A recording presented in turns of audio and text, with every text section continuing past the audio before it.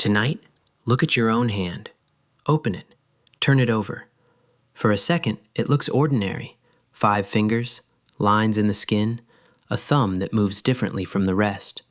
But somewhere, deep inside a cave, tens of thousands of years ago, someone looked at a hand almost exactly like yours and decided it needed to stay forever. Not a face, not a name, not a story written in words.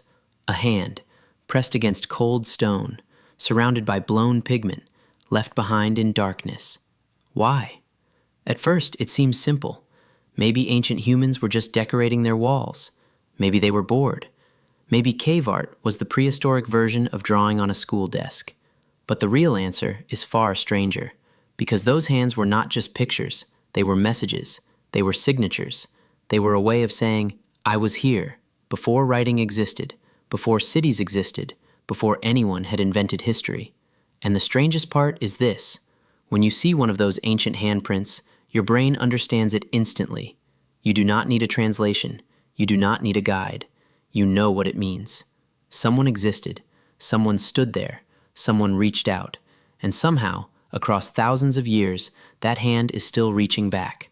In caves across Europe, Asia, Australia, and Indonesia, archaeologists have found hands painted on stone walls.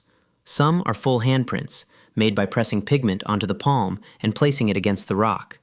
Others are hand stencils, made by putting the hand on the wall and blowing red or black pigment around it, leaving the shape of the hand as empty space.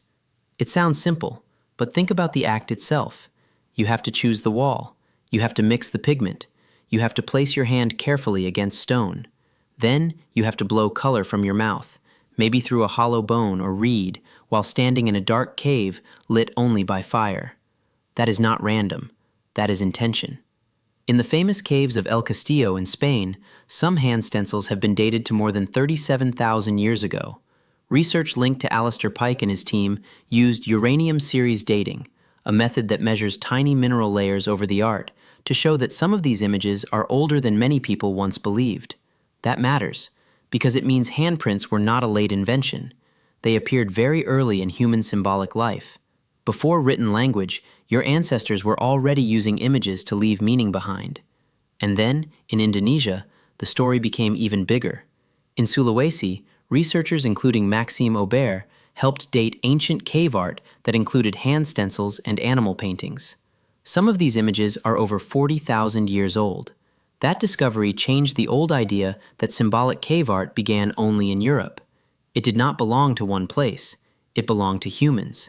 Wherever humans went, they carried this strange need with them, the need to mark the world, the need to turn a blank wall into proof. But proof of what? One idea is that these hands were signatures. A person might have pressed their hand against the wall to say, "This is mine," or "This is me," or "This group passed through here." In a world without passports, photos, or names carved into paper, the hand was identity. Your hand is personal. No one else has exactly the same shape, the same finger length, the same scars, the same tiny details.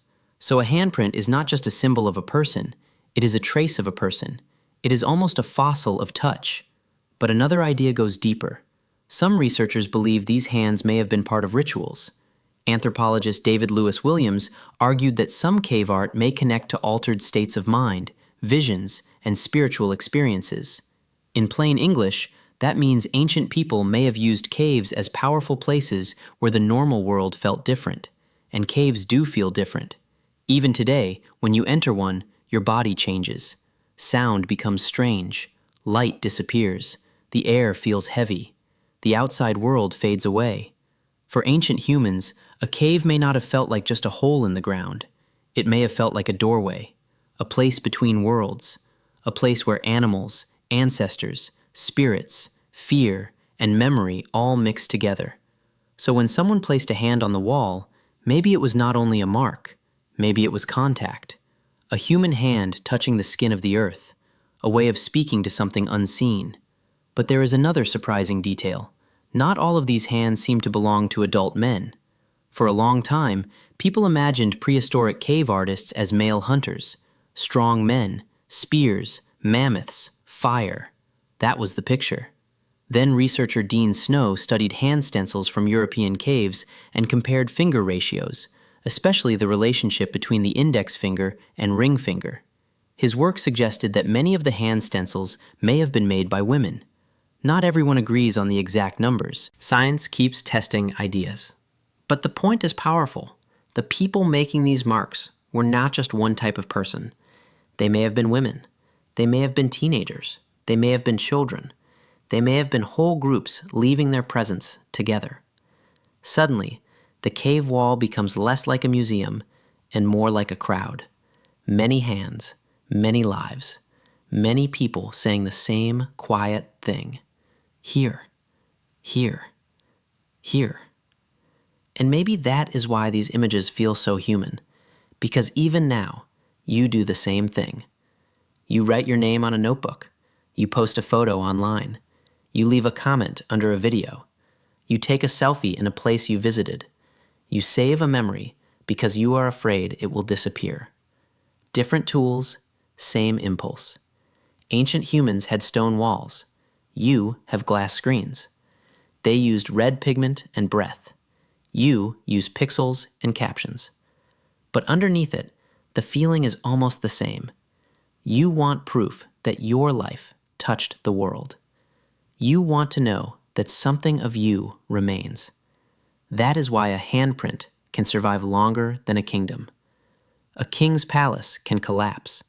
A language can vanish. A name can be forgotten. But a hand on a wall can still say everything. It does not tell you the person's voice. It does not tell you what they feared. It does not tell you who they loved. But it tells you they were real. They had a body. They had breath.